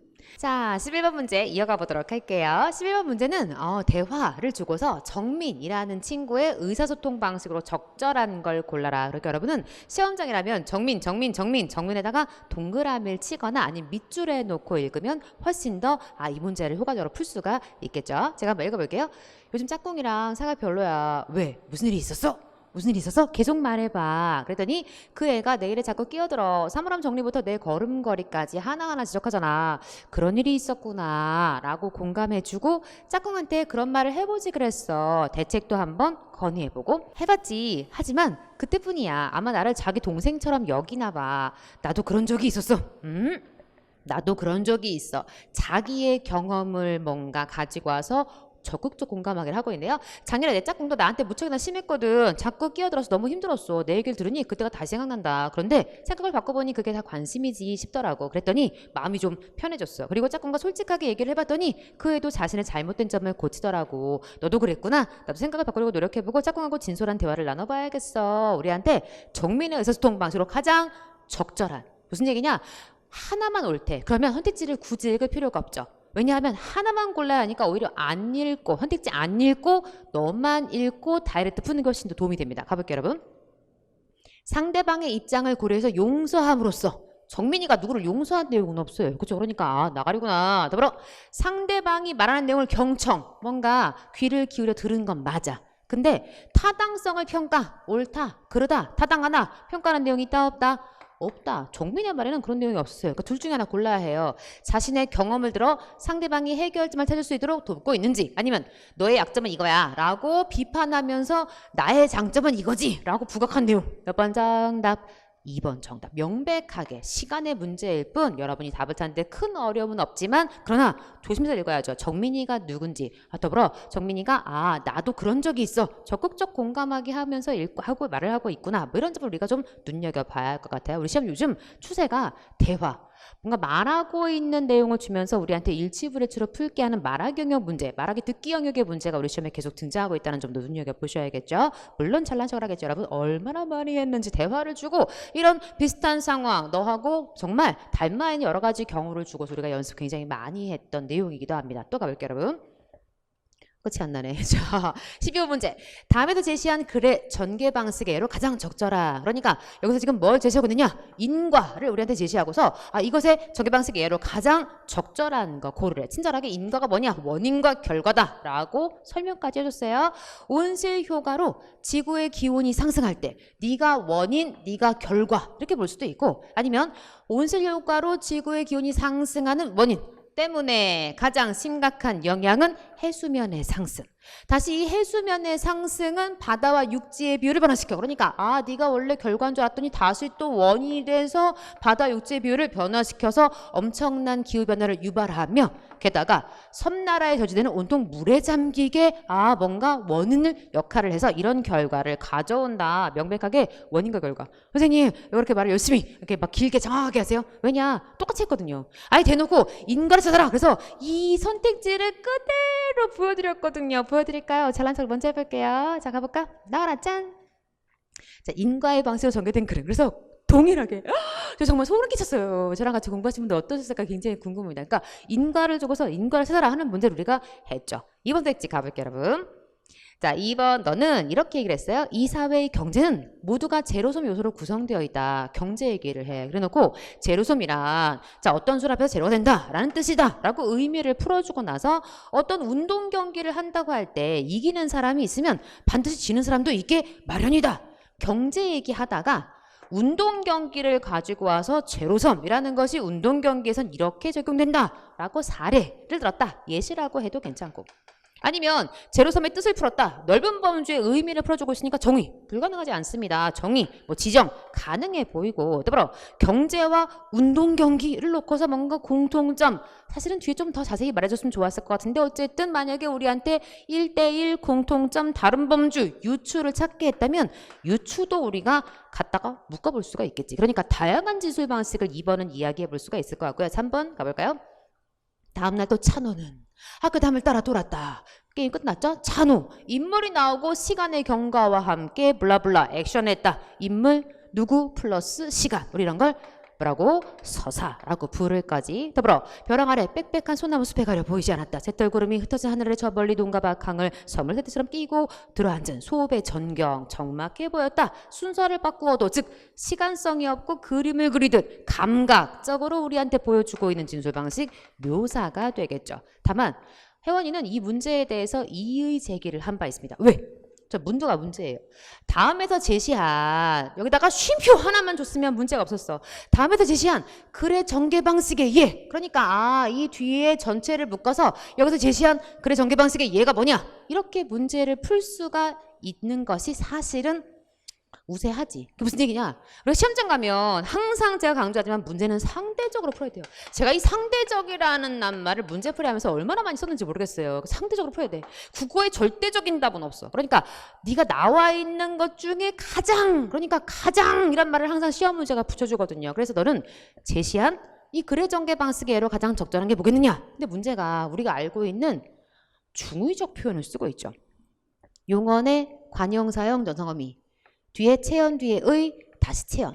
물론 다시 의 예가 와서 물론 여러 가지 이야기를 할 수 있는 어떤 발판을 마련해 주긴 했지만 제시한 글 여기서 제시한 글의 전개 방식의 예로도 이 문제를 읽을 수가 있다는 거예요. 그래서 저는 개인적으로 이 문제가 문제 오류가 있다. 인사혁신처에서 이 문제 오류에 대한 책임을 져야 한다라고 이의를 제기한 바 있고요. 여기서는 이 정도만 정리하고 궁금하신 분은 자 공단기 엔터하신 후에 들어오시면 구회원 엔터하시면 제 사이트에서 영상으로 공지사항에서 확인하실 수 있습니다. 물론 정답이 1번이라는 데는 전혀 이의가 없습니다. 다만 문두에 문제가 있으므로 이 글을 제시한 글의 전개 방식 그러니까 인과를 풀이하고 있다. 풀이하고 있는 너로 고르는 것도 불가능하지 않다라고 이의를 제기한 바 있어요. 자 13번 문제 건너갑니다.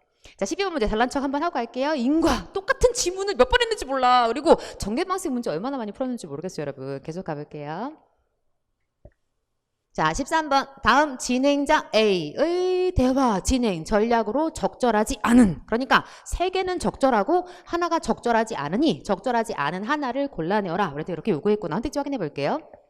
자 1번 상대방의 말을 들었다라는 반응을 보인다. 두 번째 상대방의 대답에서 모순점을 찾아서 논리적으로 이게 문제인데요 라고 뭔가 대응하는 부분이 있는지. 세 번째 대화의 화제가 된 일을 홍보할 수 있는 대답을 유도한다. 네 번째 상대방의 말을 대화의 흐름에 맞게 해석해서 상대방의 말을 보충한다. 그러니까 사실 대화의 흐름에 맞게 이런 뜻이지요 라고 해석하면 보충한 셈이 되니까 우리는 해석한 부분이 있는지 확인하면 좋겠죠. 이 중에 하나가 나가리를 잡아내는 거 가볼게요. 자, 진행자 A는 어떻게 말을 하고 있는지 가봅시다.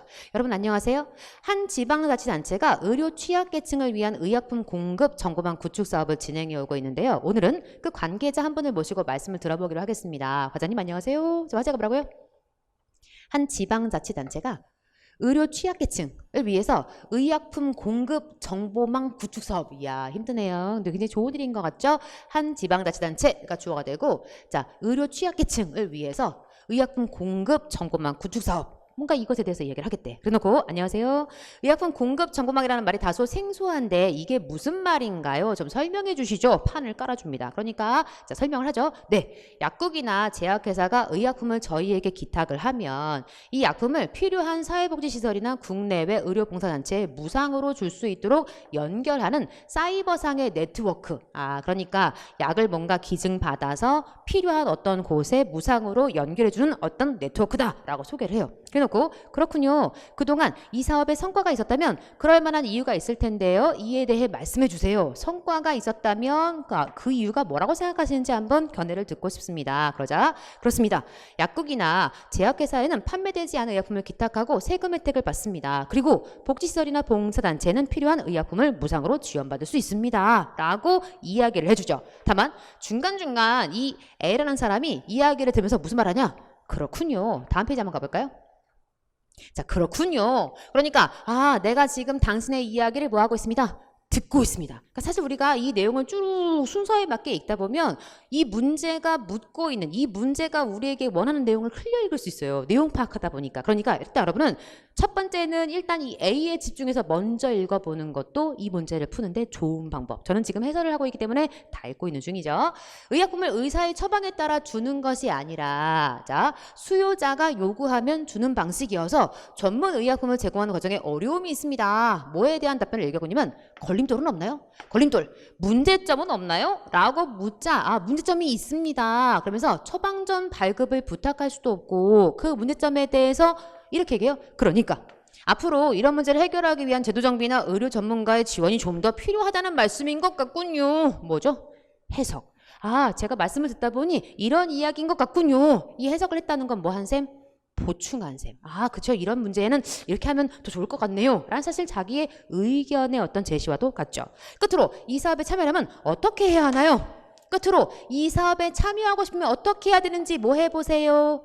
홍보해보세요. 홍보해주세요. 사실은 홍보의 판을 깔아주고 있죠. 생각보다 쉽습니다. 저희 홈페이지에 접속하셔서 회원으로 가입하시면 기부하실 때나 받으실 때 모두 쉽게 참여하실 수 있습니다. 네, 간편해도 좋군요. 모쪼록 이 의약품 공부정보관 사업이 확대되어 국내외 의료 취약계층에 많은 도움이 되기를 희망합니다. 감사합니다. 라고 인사하고 마무리하고 있구나. 조절하지 않은 것 찾으러 가볼게요. 상대방의 말을 들었다. 그렇군요. 더불어 상대방의 말을 대화의 흐름에 맞게 해석해서 이렇게 이런 뜻인 거죠. 보충한다. 있었고요. 그럼 둘 중 하나 없는 거 뭐게요? 2번. 모순점을 찾아서 이게 모순인 것 같은데요. 논리적으로 대응한다. 그러니까 걸림돌은 없나요? 사업을 하시는데 문제점은 없나요? 라고 물은 거지 당신의 말에 모순이 있군요. 라고 한 대목은 없다는 거죠. 오해하지 않도록. 시험장은 시간이 짧으니까 우리가 빨리 읽어야 되는 압박감에 오해를 많이 하거든. 그러니까 이런 거 정말 허무하게 틀리지 않도록 주의가 필요해요. 정답은 2번이었고 이런 문제 또 얼마나 많이 했는지 잘한 척 하겠죠. 뭐 여러 번 했어요. 굉장히 많은 훈련을 우리가 훈련을 거듭했다. 다음 문제 가봅시다. 14번. 다음으로 대한 이해로 가장 적절한 걸 고르라. 가장 적절한 거 고르러 갑시다. 이론의 삼국유사. 앞서 제가 문학 지문인 것처럼 보이고 있지만 실제로는 비문학 문제로 풀 수 있는 문제라고 언급해드리기도 했죠. 가장 적절한 것 골라볼게요. 용왕의 아들 이목. 용왕. 바다. 그제 바다의 왕인데 이 아들 이목. 사실 얘 누구냐면 이묵이에요. 뭐 이목인 걸 알았거나 몰랐거나 이목은 항상 절 옆에 작은 연못에 있으면서 남몰래 보양스님. 자, 보양스님 등장. 이목 등장. 다만 이목을 소개하기를 용왕의 아들이다 라고 소개했죠. 자, 연못에 살고 있는 이목은 남몰래 보양스님을 도왔다. 뭐 이런 얘기를 해. 그런데 문득 어느 해 가뭄이 들었어. 당연히 밭에 곡식이 타들어가서 그리고 보양스님은 이목한테 부탁을 했군요. 비를 내리게 해줘요 라고 부탁을 해서 이목을 시켜서 비를 내리게 하니 고을 사람들은 다 당연히 비가 오니까 좋아했겠지. 그런데 누구 등장? 하늘의 옥황상제. 이 사람 바다에 있는 용왕이고 하늘에 다른 사람이죠. 그죠? 자, 하늘의 옥황상제가 장차 하늘의 뜻을 모르고 다 뜻이 있어서 감을 들게 한 건데 그걸 모르고 비를 내렸다 해서 이목을 죽이려 했대. 이목이 보양스님에게 저 위급해요 라고 아뢰자 보양스님이 이목을 침상 밑에 숨겨주었는데 잠시 후 옥황상제가 보낸 천사 등장. 천사가 뜰에 이르러 이목을 내놓아라 라고 하자 보양스님이 뜰 앞에 배나무. 이야, 여기서 또 한자를 우리가 읽어야 되네. 읽어줘요. 시작. 이목. 그러니까 배나무를 한자로 배나무 리 나무 목. 그래서 리목인데 첫 번째 글자니까 이목. 대괄호 한 이유는 너하고 음이 다르니까. 배나무와 이목은 음이 다르죠. 그러니까 배나무를 이목이라고 하면서 가리키자 천사가 배나무에 벼락을 내리고 하늘 올라갔어. 질문. 천사는 왜 배나무에 벼락을 내렸을까? 그치. 한자 음이 똑같아서 사실은 쟤도 이름이 이목 얘도 이름이 이목이니까 발음은 똑같은데 의미가 다르다라는 걸 모르고 배나무가 이목이구나 라고 생각하고 저 이목을 내가 죽여야지 라고 벼락을 내리고 가버렸대. 그 바람에 배나무가 꺾어졌는데 용이 쓰다듬자. 갑자기 용이 등장하네. 용이 쓰다듬자 곧 소생하였다. 이 썰에는 보양스님이 주문을 외워 살아났다라는 설도 있대. 근데 그 나무가 근래가 언제예요? 최근 땅에 쓰러지자 어떤 이가 빗장 막대기로 만들어서 선법당과 식당에 두었는데 그 막대기에는 글귀가 새겨져 있었다. 그러니까 글귀가 새겨져서 전한다 라는 뜻이구나. 그러면 선택지 볼게요. 자, 1번 천사의 벼락을 맞은 배나무는 저절로 수생했다. 저절로 X죠. 앞에 가볼까? 뭐라고 했냐면 두 가지 얘기했죠. 용이 쓰다듬었다. 그다음 두 번째는 보양 스님이 주문을 외웠다. 그러니까 저절로는 아니야. 계속 가보죠. 이번째는 자, 천사가 이목을 죽이려다 실수로 이 문장을 그대로 읽으면 이목을 죽이려고 했는데 잘못해서 실수로 배나무에 벼락을 내렸다. X죠. 그러니까 이목을 죽이려다가 실수한 게 아니라 착각한 거야. 아, 이름이 똑같으니까 한자로 얘도 이목 쟤도 이목이니까 제가 이목이요. 그래 이목이야 라고 쓴 거지. 실수로 배나무에 벼락을 내렸다가 X가 돼야 하고. 더불어 벼락 맞은 배나무로 만든 막대기가 글쓴이의 당대까지 최근에 네가 이렇다라는 얘기 있었죠. 확인해 보고 올까요? 자, 뭐라고 했냐면 자, 근래에 이 배나무가 땅에 쓰러지자 어떤 이가 빗장 막대기로 만들어서 선법당과 식당에 두었는데 글귀가 새겨져서 지금까지 전해진다. 그랬으니까 뭔가 이것을 실제로 이렇다는 사실을 알고 있었구나. 우리가 추정해 볼 수가 있고. 계속 가보죠. 제멋대로 비를 내린 보양스님을 벌하려고 강세가 손자를 보냈다. 뭐가 있어요? 보양스님을 벌하려고가 아니라 이목을 벌하려고. 그러니까 사실은 X가 굉장히 명백해서 너를 찍든가 아니면 네가 확실해서 너를 찍든가 둘 중에 하나. 어쨌든 네가 답인 건 확실한 그런 문제. 사실 우리가 이런 낯선 지문을 읽고 일치불일치 문학과 연계해서 비문학처럼 읽는 연습을 굉장히 많이 했던 문제이기도 해요. 저는 굉장히 사실 우리 회원국어가 맞게 여러분이 시험을 치를 수 있는 능력을 키우는데 바른 방향으로 가고 있구나. 굉장히 2020년 국가직 9급 문제가 참 감사한 마음 가득하기도 하고 잘 가고 있구나. 스스로 되게 뿌듯하기도 하고. 잘난 척을 너무 많이 하고 있는데. 자, 15번 문제 할게요, 여러분. 자, 기억에 들어갈 주장으로 가장 적절한 것을 골라라. 경상지역 방언을 쓰는 사람들은 대체로 어와 모음을 잘 구별하지 못한대. 그런가요? 자, 경상지역 방언 쓰는 사람 이야기가 나와요. 그래놓고 이들은 증표, 정표를 구별하여 듣지 못할 뿐 아니라 구별하여 발음하지 못하기가 십상이다. 십상. 뭐하기 쉽다. 십상팔구의 준말이죠. 뜻이. 자, 이들은 구별하여 듣지 못하다 뿐 아니라 뿐 아니라 구별하여 발음하지 못하다. 그러니까 구별해서 듣지도 못하고 구별해서 발음도 못해. 무슨 얘기냐? 구별이 안 돼. 그러니까 모음에 대한 구별이 없다.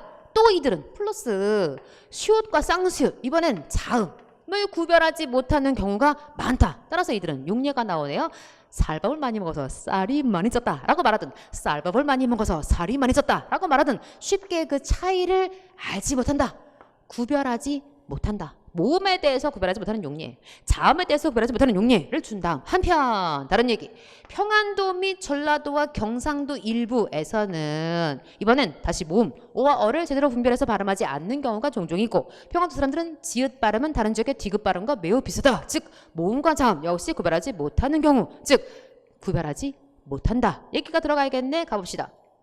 자, 우리말에는 지역마다 다양한 소리 얘기가 아니라는 거죠. 더불어 우리말은 지역에 따라 다양한 표준 발음법이 다양하다. 그 얘기가 아니죠. 그럼 둘 중에 하나. 우리말에는 지역에 따라 구별되지 않는 소리, 자음보다 모음을 편편하지 못하는 지역이 더 많이 있다. 몇 번 정답이구나. 3번 정답이지. 명백하지. 그러니까 구별하지 못한다. 구별되지 않는 소리에 대한 설명일 뿐. 더불어 자음과 물 둘 다 얘기했으니까 누구보다 누구? X가 되겠지. 정답은 3번을 찍어줘야겠어요. 자, 이런 문제 역시 우리가 빈칸 추론하기 문제로 굉장히 많이 연습했었고 비슷한 지문 연습도 했어요. 우리가 발음과 관련해서 자음 모음과 관련해서 굉장히 많은 이야기들을 나누기도 했죠. 많이 연습이 필요한 그런 문제이기도 하고요. 실제 시험장 가서 빠르고 정확하게 있는 게 물론 중요하겠죠. 16번. 글의 통일성을 고려할 때 기억에 들어갈 문장으로 가장 적절한. 그러면 한번 읽어봅시다. 기술혁신의 상징으로 화려하게 등장한 이후 글로벌 아이콘이 됐던 소위 스마트폰. 스마트폰을 소개한 거구나. 기술혁신의 상징으로 화려하게 등장한다. 그 다음 이후 글로벌의 아이콘이 됐다가 스마트폰의 특징이래. 근데 그 스마트폰이 진화의 한계에 봉착한 듯하다. 네가 굉장히 화려한 과거를 뒤로하고 뭔가 한계에 와 있다. 그래놓고 게다가 최근 들어 중국 업체들의 성장세가 만만치 않은 상황이 펼쳐지고 있고 이런 가운데 오랜 기간 스마트폰 생산량의 수위를 지켜왔던 기업들의 호시절도 끝난 분위기. 누구 얘기냐? 우리나라 얘기인 것 같죠? 그러니까 중국 얘기 살짝 하면서 우리나라 스마트폰이 굉장히 화려하게 등장했는데 지금 한계다. 지금 뭔가 호시절도 끝나간 지금 네가 다 됐어. 스마트폰 다 됐어. 그러니까 여기 들어갈 얘기는 스마트폰 끝났어. 이런 얘기가 들어가야겠죠. 그런데 그렇다면 스마트폰 이후 글로벌 주도사는 무엇일까? 스마트폰 엔드야. 네가 스마트폰은 끝났어. 끝. 이 얘기를 해줘야 그 이후 글로벌 주도사는 무엇일까? 이 얘기를 할 수가 있겠죠. 그래놓고 첫 손가락 안에 꼽히는 것은 페이스북, 아마존, 넷플릭스, 구글을 타는 팡이다. 모바일 퍼스트 시대에서 소프트웨어 플랫폼 사업에 눈뜬 기업들이다. 이들은 지난해 매출과 순이익이 크게 늘었으며 주가도 폭등했다. 그러니까 팡. 얘가 아마도 얘 이후에 주도 산업이 될 것 같다. 라고 했는데 정말 중요한 접속 부사. 하지만 but 이들이라고 영속 불멸하지는 않을 것이다. 즉 모든 거엔 끝이 있어. 모든 거엔 끝이 있어. 그래서 우리한테 통일성을 고려할 때라는 말을 우리한테 준 거구나. 그러면 너에 들어갈 말 찾으러 갈게요. 자, 1번. 온 국민이 절취부심. 온 국민이 이를 바득바득 깔면서 속을 부글부글 뭔가 분해하여서 반성하지 않으면 안 된다. 온 국민이 반성해야 한다. 헛소리죠. 더불어 글로벌 위기에 내후 외환에 국가 간 협력이 적실하다. 국가 간에 협력해라. 즉 내후 외환이란 건 안에는 근심 밖에도 근심 나라 안팎에 근심이 가득하니 국가 간에 협력해라. 거짓말. 둘 중 하나. 정보기술업계의 권불10년. 권불 10년이 뭐죠? 권세는 10년 가지 않아. 영원한 권세는 없어 라 하지 않을 수 없다. 다른 나라의 기업들을 보고 아전인수 내 눈에 물리기. 다른 나라의 기업들을 보고서 나에게 이롭게 행동해야 할 때다. 헛소리자. 몇 번 정답? 2번 정답. 아주 땡큐하게 성어도 도금을 주어서 어렵지 않은 다만 성어의 뜻 명백하게 알아야 되고 글을 읽는 네가 여기서 이런 얘기를 해서 이런 결론을 이끌고 마지막에 이런 힌트를 주었구나 까지 알았다면 대길이고 다만 앞단락의 내용만 정리하고도 충분히 풀 수 있는 문제이기도 했죠. 정답은 2번. 얼마나 감사한지 우리가 다 했죠, 여러분. 했던 성어들 우리가 열심히 공부했던 모른다면 말이 안 되고요. 사실 시간과 이 문제를 시험 장면에서 요리의 문제만 남아있지 않았을까 싶습니다. 계속 갈게요, 여러분. 17번 문제입니다.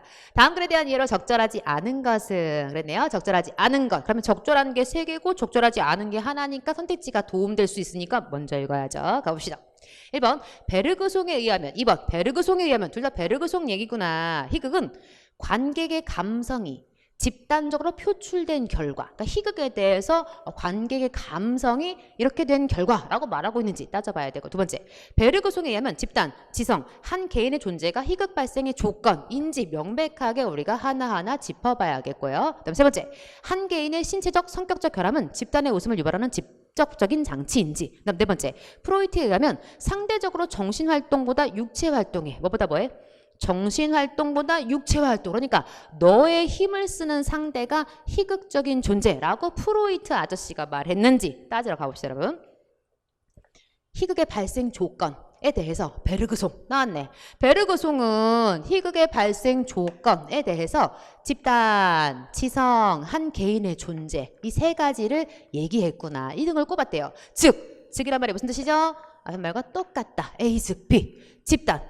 즉 집단으로 모인 사람들이 네가 집단이지. 그치? 똑같은 얘기를 한 거고 자신들의 감성을 침묵하게 하고 지성만을 행사하는 가운데 다시 뭔 빼라고?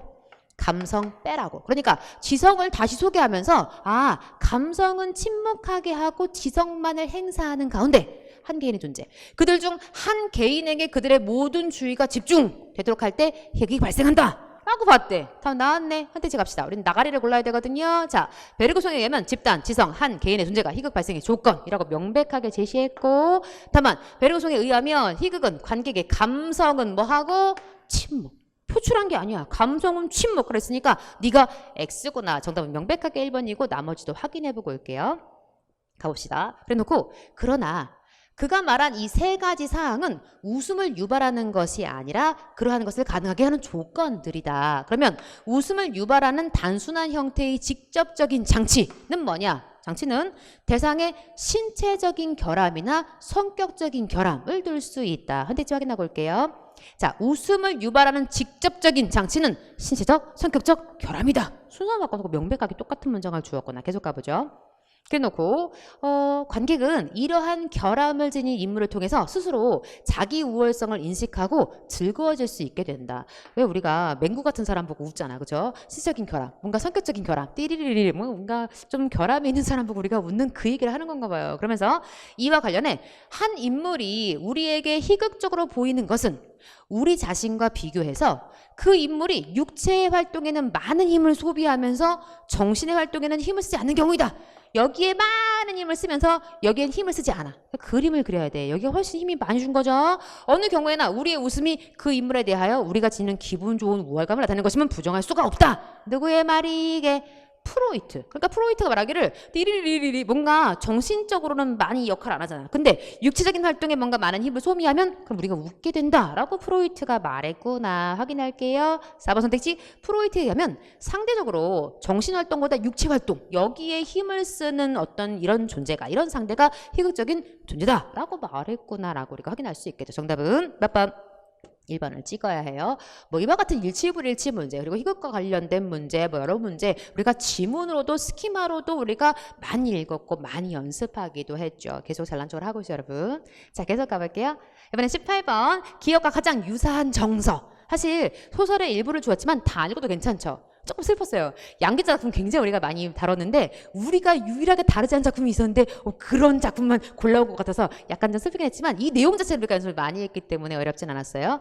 자, 어떤 일하는 그라는 사람을 보여줘. 그런데 저 10손가락에 박힌 공의의 대가가 기껏 지하실 단칸방만큼의 생활뿐이라면 좀 너무하지 않나 하는 안타까움. 그러니까 열심히 일해봐야 그것으로 얻는 소득이 별거 없어. 그러니까 그것으로 얻는 결과가 너무하다라는 안타까움, 너무 안 됐다, 너무 안타깝다, 너무 불쌍하다, 뭔가 불쌍하다, 안타깝다, 뭐 이런 정서를 지금 우리한테 보여주면서 너하고 가장 가까운 감성, feeling을 찾아라. 찾으러 갑시다, 여러분. 즐거운 지상의 잔치에 금으로 타는 태양의 즐거운 울림. 자, 아침이면 세상은 개벽을 한다. 뭐가 왔구나. 아침이 와서 세상이 개벽을 한다. 그런데 그 앞에 뭐라고 하냐면 즐거운 잔치. 그래서 즐거운 울림. 그러니까 즐겁다라고 말해서 뭔가 활기차다, 기쁘다의 감정일 뿐 안타깝다 하고 짝짓기 어렵다는 거죠. 그러면 자 4번 눈을 가만 감으면 눈을 감으래. 눈을 가만 감으면 굽이 잦은 풀밭길이 보이는 것 같아요. 기울물 돌돌 기슭으로 흘러가는 것 같아요. 들리는 것 같아요. 시각적, 청각적, 백양수 사립을 가린 초가집들도 보이는 것 같아요. 시각적, 뭐가 뭐예요? 이런 것들이 눈을 감고 보고 싶어요. 사실은 눈 뜨면 없단 얘기죠. 뭐 하구나. 그리워. 그러니까 우리가 이런 걸 그리움의 정서라고 읽어야 해. 그러니까 이 시가 무엇인지 시의 제목도 안 좋고 우리한테 내용의 일부만 주었으니까 우리가 최선을 다해 추정해 가야 합니다. 그러면 둘 중에 하나가 답인가 봐. 산에 피는 꽃은 저만치 혼자서 피어 있어. 산에서 우는 작은 새예요. 작은 새가 하나 등장하는데 울고 있네요. 꽃이 좋아 산에서 사노라네. 뭔진 정확히 몰라도 혼자 이런 말 줄 땐 고독, 외로움 뭐 이런 거 줄 거고 근데 산에서 우는 새여라고 해서 사실 뭔가 감정을 보여주고 싶었나? 다만 우리가 저기까지 가서 뭔가 울고 있다라고 읽었다 할지라도 불쌍하다, 안타깝다라고 말하기에는 어색하다는 거지. 그러면 마지막 남편은 어디 나가 있는지 아침에 소 끌고 산에 올랐는데 산밭을 일구느라 고생을 하며 저물도록 돌아오지 못한다네. 참 뭐하다. 안 됐다, 안타깝다, 불쌍하다. 그치? 몇 번 찍어야겠구나? 3번. 가장! 항상 가장이란 말을 붙여서 우리한테 너하고 짝짓기가 명백한 상대적인 답을 고르게 하는구나. 이렇게 푸는 문제. 정답은 3번이고 얼마나 많이 했어요. 우리 현대시를 놓고도 하고 고전시를 놓고도 하고 같은 정서 짝짓기 진짜 많이 했던 그런 유형이기도 하죠. 물론 작품도 비슷한 유사한 작품을 많이 보기도 했다라고 잘난 척을 하고 있어요. 계속 가볼게요. 19번 다음 글에 시사점으로 적절하지 않은 나가리를 골라라. 그러니까 이 글을 읽고서 우리가 이런 점을 이렇게 생각해야겠구나 라고 우리한테 뭔가를 넌지시 보여주는 시사점으로 적절하지 않은 것 하나를 고르래. 선택지 한번 읽어볼게요. 자 1번 표준으로 삼은 대상이 나머지 대상의 특성까지 대표하지 못하므로 표준으로 삼은 대상이 나오는구나. 표준으로 삼다 보니까 나머지 대상의 특성까지 대표하지 못하겠죠. 앞으로 의학적 연구를 하려면 하나의 표준을 정하기보다 가능한 한 다양한 대상을 선정. 그러니까 어떤 것만 딱 표준으로 삼는 내용이 나온다면 당연히 나머지는 대표하지 못하니까 다양한 대상을 선정해라. 이런 얘기 할 수도 있겠죠. 2번 현재 우리가 알고 있는 의학 지식 중에는 특정 표준 대상만을 연구한 결과인 것이 있으므로 앞으로 이런 의학 지식을 활용하려면 연구한 대상을 살펴봐서 이게 특정 대상만 가지고 온 거 아니야? 그대로 활용할지를 결정하는 것이 바람직하다. 그러니까 너만 뭔가 대상으로 연구했다면 이거 활용해야 해 말아야 해 라고 고민해봐라. 그러니까 표준이 있으면 뭔가 문제가 있을 수 있다라고 언급한 거네. 세 번째, 성별이나 연령대 등에 따라 신체 조건이 같지 않으므로 다 다르죠. 근무 환경을 조성할 때 근무자들의 성별이나 연령대를 고려하는 것이 바람직하다. 그러니까 딱 하나 표준으로 삼은 대상만 고려하면 문제가 생기니까 다양하게 고려해라. 뭔가 맥락이 좀 비슷한 것 같아요. 그렇죠? 4번, 기존의 사무실 적정 실내 온도가 조사된 것보다 낮게 설정되어 있으므로 향후에 모든 공공기관의 사무실 온도를 조정할 때 현재보다 설정 온도를 모든 공공기관 일률적으로 높여라. 이상하지? 사실은 우리가 지문을 안 읽어도 4번이 이상하지. 회원이가 늘 문풀할 때 이런 문제에 선택지만 보고도 답 4번 찍을 수 있다 라고 주장했던 그 문제 아니겠어요? 너하고 너는 지금 다 하나만 뭔가 표준으로 삼으면 문제가 되니까 다양하게 고려해라. 근데 얘는 일률적으로 높여라. 헛소리야. 시험장에 하면 4번을 찍었어야 해요, 여러분. 선택지만으로도 충분히 답이 나올 수 있었던 문제를 한번 지문 읽고 올게요.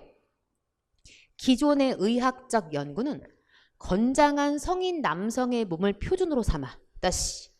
일반적으로 기존의 의학적 연구는 어떻게 하느냐?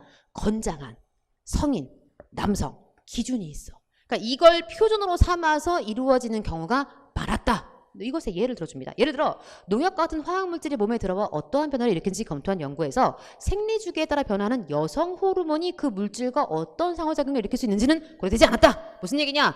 이걸 표준으로 삼는 순간 여자는 고려 대상이 아니었다. 그러니까 특정 대상만 표준으로 이루어졌다의 예시로 준 거구나. 자동차 충돌 사고를 인체공학적으로 시뮬레이션 할 때도 특정 연령대 남성의 몸이 연구 대상으로 사용되었고 여성의 신체 특성이나 다양한 연령대 남성의 지적 특성, 그러니까 다양한 연령의 남성은 고려되지 않았다. 그러니까 특정 대상만 표준으로 삼았다는 얘기는 이런 대상은 고려하지 않았다 라고 우리한테 상술해 준 거구나. 그래 놓고 특정 연령대 성인 남성의 몸을 표준화된 인체로 여겼던 사고방식은 여러 문제점을 낳고 있다. 그러니까 너무 표준화되면 문제가 있다 라고 이야기를 또 다시 설명해. 그러면서 어떤 문제점이 있니? 예를 들어 대사율, 피부와 조직 두께 등을 감안한 사람이 가장 효과적으로 일할 수 있는 사무실 온도는 21도로 알려져 있대. 그런데 한 연구에서 남성과 여성 직장인에게 각각 선호하는 사무실 온도를 조사한 결과 남성은 22도, 여자는 25도. 그러니까 실제로는 21도로 알려져 있는데 선호도는 오히려 더 높은, 약간씩 높네요. 남성은 기존의 적정 실내 온도에 가까운 답이라고 여성은 더 따뜻한 사무실 일하기를 원했다. 그런데 가볼게요. 이러한 차이의 이유는 무엇일까? 현재 적정 사무실 온도로 알려진 21도씨는 1960년대, 와 오래된 자료구나. 이때 측정된 자료를 바탕으로 하는데 당시 몸무게 70kg, 40세 성인 남성. 그러니까 너무나 좁은 범주로 표준 삼아서 연구되어 나온 결과라는 거지. 이러한 표준화된 신체를 가진 그것도 남성의 대사율은 다른 어떤 연령대 남성들 혹은 여성의 대사율과 다르고 당연히 체내 열 생산의 양도 다르다. 뭐가 있다? 문제가 있다의 사례로 제시한 거야. 그러니까 다시 선택지로 가볼게요. 뭐 해야 해요? 당연히 다양한 대상 선정해야겠지. 당연히 이게 특정 대상만을 삼았다면 이걸 그대로 사용이 되나? 고려해봐야겠지. 당연히 뭐 해야 해요? 다양한 성별, 다양한 연령대를 고려하는 것이 바람직하겠지. 그러니까 핵심 포인트 뭐냐? 뭐 하면 안 돼? 일률적으로 하면 당연히 안 된다. X를 할 수 있어야겠죠. 너무나 많이 했던, 그러니까 이런 문제는 실제 시험장 가시면 만약에 선택지만 보고도 얘는 새끼가 묶이는구나. 그러면 나머지 하나가 답이다 라는 저의 주장에는 변함이 없는 그런 문제이기도 하죠. 많이 연습했고요. 자, 마지막 문제 가보도록 할게요. 다음 글을 바탕으로 기억을 이해할 때 가장 적절한 것을 골라라 그랬어요. 가봅시다. 나는 연극에서의 관객의 공감, 다시 연극, 관객, 공감 느낄 수 있나? 뭐 이런 거에 대해서 강연한 일이 있대요. 나는 관객이 공감하는 것을 직접 보여주려고 시도를 했는데 먼저 나는 자원자가 있으면 나와서 배우처럼 읽어주기를 청했대. 그리고 청중에게는 연극의 관객이 되어주세요. 그래서 들어주세요. 라고 했대. 한 사람이 정말 저를 나왔어. 나는 그에게 아우슈비츠를 소재로 한 드라마의 장면이 적힌 종이를 건네주었대. 자원자가 종이를 받아들고서 그것을 훑어볼 때 청중들은 어수선. 당연히 뭔가 좀 떠들었겠죠. 저 사람 나왔어. 말했나봐요. 근데 자원자의 입에서 떨어진 첫 대사는 끔찍한데요. 아우슈비츠에 관한 적나라한 증언은 너무나 충격적이어서 청중들은 완전히 압도가 되었대. 자원자는 청중들의 얼어붙은 듯한 침묵 속에서 낭독을 계속했다. 자원자의 낭독은 세련되지도 능숙하지도 않았대. 그러나 관객들의 열렬한 공감을 이끌어냈어. 그러니까 미숙한 그냥 원래는 청중의 한 사람일 뿐이었는데 읽다 보니까 사람들이 거기에 공감하게 됐대. 그런데 과거 역사가 현재의 관객들에게 생생하게 공감되었다라고 마지막 설명 붙여주세요. 그래놓고 이것이 끝나고 이번에는 강연장에 함께 갔던 전문 배우, 다른 사람이죠. 전문 배우에게 셰익스피어의 희곡 헨리오세에서 발췌한 대사를 낭독해달라고 부탁을 했대. 그 대본은 400년 전 아젠쿠르 전투, 자, 당시 100년 전쟁 당시에 벌어졌던 영국과 프랑스의 치열한 전투라고 소개를 해주네요. 여기에서 자, 처참하게 사망한 자들의 명단과 그 숫자를 나열한 것. 그러니까 처참한 건 두 개의 소재가 공통되네. 그는 셰익스피어의 위대한 희곡임을 알아보자. 그 배우는 야 이거 위대한 희곡이구나 라고 알아보자 품위 있고 고풍스럽게 큰 목소리로 낭독을 했대. 그는 유려한 어조, 유려한 말투로 전쟁에서 희생된 이들의 이름을 읽어내려갔대. 그러나 청중들은 듣는 둥 마는 둥 뭐가 없다? 공감이 없어. 갈수록 청중들은 낭독 자리는 안쪽에도 없다는 듯이 행동했대. 그들에게 아젠쿠르 전투는 공감할 수 없는 것으로 분리된 것 같아 보였다. 앞서의 경우와 전혀 다른 반응이었다. 그럼 우리 한번 문제 풀어봅시다. 자, 기억을 이해할 때 기억이 뭐였는지 다시 확인해 볼까요? 기억이 뭐냐? 자, 기억 읽어볼게요. 연극에서 관객의 공감. 편의상 1번은 자원자가 읽은 사례라고 제가 한번 메모를 해보고요. 자, 2번 이렇게 표시를 할게요. 동그라미 1번과 구별하기 위해서 2번은 배우가 읽은 상황이라고 해놓고 한번 공감에 대해서 이야기를 해보죠. 자, 자원자가 읽었을 때 관객은 뭐 했지? 공감했지. 근데 배우가 읽었을 때는 심드렁했어. 그렇죠? 문제 다시 풀러가 볼게요. 선택지 나와라. 자, 배우의 연기력이 관객 공감을 좌우한다. 분명히 자원자가 읽었는데 여기는 공감했는데 여기는 배우가 여기서 잘했을 텐데 공감하지 않았지? 그러니까 배우의 연기력이 관객의 공감을 좌우한다는 X. 배우가 아닌데도 공감했으니까. 두 번째, 비참한 죽음을 다룬 비극적인 소재는 관객의 공감을 일으킨다. 자, 소재 차원에서는 1번의 소재도 비참한 소재, 아우슈비츠. 2번의 소재도 아주 처참한 존재. 그러니까 비참한 소재. 그러니까 비참하면 다 관객이 공감한다. X. 그치? 얘는 공감했는데 공감하지 않았죠? 세 번째, 훌륭한 고전이라고 해서 항상 청중의 공감을 불러일으킬 수 있는 것은 아니다. 자, 고전이냐 아니냐. 너는 고전이 아니었지. 근데 너는 셰익스피어의 고전이었지. 근데 고전이었지만 공감하지 않았어. 그러니까 훌륭한 고전이라고 해서 항상 청중의 공감을 불러일으킬 수 있는 것은 아니지. 그치? 그럼 마지막, 현재와 가까운 역사적 사실을 극화했다고 해서 관객의 공감 가능성이 커지지 않는다. 네가 얼마나 가깝니? 가깝다 얘기를 할 때 누가 훨씬 가깝죠, 여러분? 아우슈비츠가 2차 대전 얘기 아니야. 그러니까 20세기. 몰랐다 할지라도 1, 2차 세계대전이 다 20세기잖아. 그러므로 얘는 400년 전이라는 말을 했거든요. 그러니까 400년 전 두 개를 비교할 때 네가 훨씬 가깝잖아. 가까운 역사적 사실을 극화했다고 해서 관객의 공감 가능성이 커지지는 않는다. 공감했어. 그러니까 커지지 않는다. 공감하지 않았다.